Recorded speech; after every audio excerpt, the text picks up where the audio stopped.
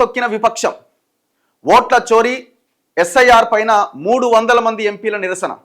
మొత్తం ఇండియా కూటమిలో ఉన్న అన్ని పక్షాలు దాదాపుగా వీళ్ళ బలం 319 ఎంతో ఉంది. దాదాపు 300 మంది ఎంపీలు నిన్న ధర్నా చేశారు.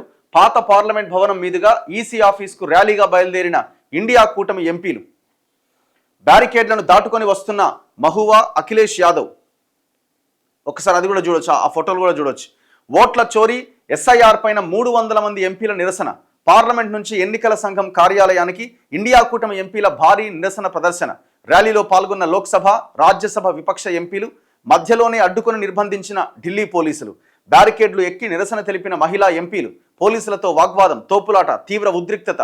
రాహుల్ గాంధీ, ఖర్గే, ప్రియాంక సహా పలువురు నేతల అరెస్ట్. నేడే పార్లమెంట్ నిరవధిక వాయిదా. వారం ముందే వాయిదాకు కేంద్రం నిర్ణయం. ప్రతిపక్షాల నిరసనతో ఆత్మరక్షణలో ప్రభుత్వం. సో ఇవాళ పార్లమెంట్ నిరవధికంగా వాయిదా పడే అవకాశం ఉందట. ఎందుకంటే వీళ్ళు చేస్తున్న ఆందోళన మరింత తీవ్ర రూపం దాల్చే అవకాశం ఉందనుకున్నారో ఏమో తెలియదు. వారం ముందే వాయిదా వేయాలని అనుకున్నారట. ఇంకా వేయలేదు, వేసే అవకాశం ఉందని అంటున్నారు. ఎందుకంటే విత్ ఎవిడెన్స్తో సహా Rahul Gandhi power point presentation ఇవ్వడం జరిగింది. సరే, అందులో కొన్ని మిస్టేక్స్ ఉన్నాయి, ఇది ఎట్లా అది ఎట్లా అని రకరకాలుగా మాట్లాడుతున్నారు. ఓవరాల్గా మనం ఆలోచించినప్పుడు 99.99% అది వాస్తవమైన రిపోర్ట్ కిందనే కనబడుతున్నది. అది పర్ఫెక్ట్ ఎగ్జాంపుల్ మన తెలంగాణ 2018 ఎలక్షన్లో కేసీఆర్ ముందస్తుకు వెళ్ళినప్పుడు తెలంగాణలో జరిగిన భారీ ఓట్ల కుంభకోణం. 25 lakh ఓటర్స్ తీసేసి తెలంగాణలో. ఎలక్షన్ కమిషన్ కరెక్ట్గా పనిచేస్తుందని అనుకోవడానికి ఎక్కడుంది? ఎలక్షన్ కమిషన్ పర్ఫెక్ట్గా పనిచేస్తే ఒక్కడు కూడా రూపాయి పంచొద్దు. ఎక్కడో దగ్గర జరిగితే జరగాలి, కానీ ఓపెన్గా హుజూరాబాద్ ఎలక్షన్లో మనం చూడలే, ఓపెన్గా బండ్ల మీద వచ్చి ఇల్లు తిరుగుతూ డబ్బులు పంచిపెట్టింది. ఎవరు ప్రభుత్వంలో ఉన్నా అదే పరిస్థితి. ఈయన ఆయన అని ఏం లేదు అక్కడ. ఎవరు ప్రభుత్వంలో ఉన్నా ఎలక్షన్ కమిషన్ను వాడుకోవడానికే చూస్తున్నారు.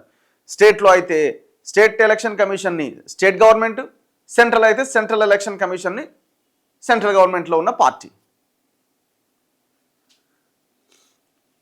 ఎన్నికల కమిషన్ తీరు నిరసిస్తూ ఢిల్లీలో ప్రతిపక్ష పార్టీల ఎంపీలు కదం తొక్కారు. బీహార్లో ఓటర్ల జాబితా విస్తృత సవరణ పేరుతో భారీగా ఓట్లు తొలగిస్తున్నారని, దేశవ్యాప్తంగా ఓట్ల చోరీ జరుగుతోందని ఆరోపిస్తూ సోమవారం నిరసన చేపట్టారు.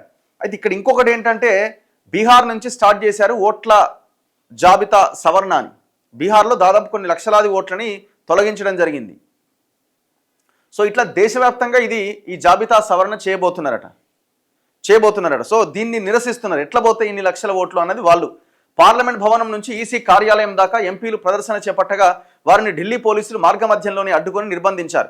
ఈ క్రమంలో పోలీసులు, ఎంపీల మధ్య వాగ్వాదం చోటు చేసుకుంది. కొందరు నేతలు బ్యారికేడ్లు ఎక్కి ముందుకెళ్లే ప్రయత్నం చేయడం, పోలీసులు వారిని అదుపులోకి తీసుకోవడంతో ఉద్రిక్తత నెలకొంది.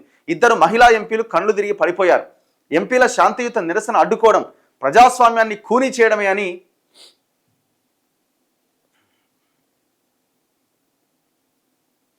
పలువురు నేతలు మండిపడ్డారు. సోమవారం ఉదయం పార్లమెంట్ సమావేశం కాగానే స్పెషల్ ఇంటెన్సివ్ రివిజన్ ఎస్ఐఆర్ను రద్దు చేయాలి, ఓట్ల చోరీ నిలిపేయాలి అని నినాదాలు చేస్తూ ప్రతిపక్ష సభ్యులు ఉభయ సభలను స్తంభింపచేశారు. దీంతో సభలు వాయిదా పడ్డాయి.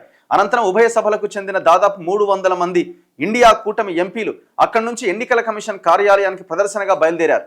లోక్సభ ప్రతిపక్ష నేత రాహుల్ గాంధీ, కాంగ్రెస్ అధ్యక్షుడు ఖర్గే, ఎంపీ ప్రియాంక గాంధీ, సమాజ్వాదీ పార్టీ నేత అఖిలేష్, ఎన్సీపీ ఎస్పీ నేత శరద్ పవార్ అండ్ శివసేన నేతలు సంజయ్ రౌత్, ప్రియాంక చతుర్వేది, డిఎంకే నేత టిఆర్ బాలు, తృణమూల్ నేత డెరెక్ ఒబ్రైన్ సహా ఆర్జేడీ, లెఫ్ట్, ఆప్ నేతలు సైతం ఈ ప్రదర్శనలో పాల్గొన్నారు. కేంద్రంలోని మోదీ ప్రభుత్వంతో ఎన్నికల కమిషన్ కుమ్మక్కై బీజేపీని గెలిపిస్తోందని ఆరోపించారు. పార్లమెంటు మకర ద్వారం నుంచి బయలుదేరి ప్రదర్శనగా వెళ్తుండగా పోలీసులు అడుగడుగునా బ్యారికేడ్లు ఏర్పాటు చేసి వారిని అడ్డుకున్నారు. సో ఇట్లా ఒక రకమైన ఒక యుద్ధ వాతావరణం అక్కడ కనిపించింది. అయితే పోలీసులు బస్సుల్లోకి ఎక్కించి పార్లమెంట్ వీధిలో ఉన్న పోలీస్ స్టేషన్కు తరలించారట. ఆ తర్వాత కొద్దిసేపటికి విడుదల చేశారు. 30 మంది ఎంపీలను కలుసుకునేందుకు మాత్రమే ఎన్నికల కమిషన్ అనుమతి ఇచ్చిందని, కానీ 200 మందికి పైగా నేతలు ర్యాలీలో పాల్గొన్నారని deputy police commissioner Devesh Kumar తెలిపారు. శాంతి భద్రతలు పరిరక్షించేందుకు వారిని నిలువరించి నిర్బంధించాల్సి వచ్చింది. బ్యారికేడ్లు దాటి ముందుకెళ్లే ప్రయత్నంలో పోలీసులతో ఘర్షణ పడ్డ తృణమూల్ ఎంపీలు మహువా, మిథాలీబాగ్ స్పృహ తప్పి పడిపోయారు. వారికి రాహుల్ గాంధీ సహాయం అందించడంతో మహువా తేరుకున్నారు. మిథాలీ తేరుకోకపోవడంతో ఆమెను లోహియా ఆసుపత్రికి తరలించారు. ఇది రాజకీయ యుద్ధం కాదు, తమది రాజకీయ పోరు కాదని రాజ్యాంగాన్ని కాపాడేందుకు చేస్తున్న యుద్ధమని రాహుల్ గాంధీ అన్నారు. దేశంలో ఓట్లను కొల్లగొట్టి బీజేపీకి అనుకూలంగా ఎన్నికల కమిషన్ వ్యవహరిస్తున్న తీరుపైనే తాము పోరాడుతున్నామన్నారు. ఎన్నికల కమిషన్తో తాము మాట్లాడలేకపోతున్నామనేది వాస్తవం. తమకు స్వచ్ఛమైన నిజమైన ఓటర్ల జాబితా కావాలి. ఒకే వ్యక్తికి ఒకే ఓటు ఉండాలి అన్న దానిపై తాము పోరాడుతున్నాం. వాస్తవాలను దేశ ప్రజలకు తెలియజేశామని పేర్కొన్నారు. అయితే ఓట్ల చోరీపై తాము శాంతియుతంగా ప్రదర్శన చేస్తుంటే ప్రభుత్వం ఎందుకు భయపడుతోందో తెలియట్లే అని ఖర్గే అన్నారు.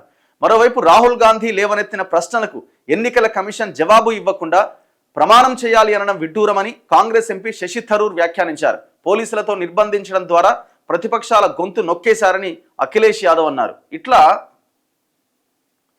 మళ్ళీ ఈసీ చూడండి, ప్రమాణ పత్రమైనా ఇవ్వండి, క్షమాపణైనా చెప్పండి. ఓట్ల చోరీ ఆరోపణలపైన రాహుల్ గాంధీకి మరోసారి ఈసీ డిమాండ్ అట. ఇప్పుడు ఆయనను అనడం కంటే మీరు ఆయన ఏవైతే అంశాలు లేవనెత్తిండో పాయింట్ టు పాయింట్ మీరు కూడా పవర్ పాయింట్ ప్రజెంటేషన్ ఇవ్వచ్చు కదా ఎలక్షన్ కమిషన్. అదేమన్నా రాజ్యాంగ చట్ట విరుద్ధమా?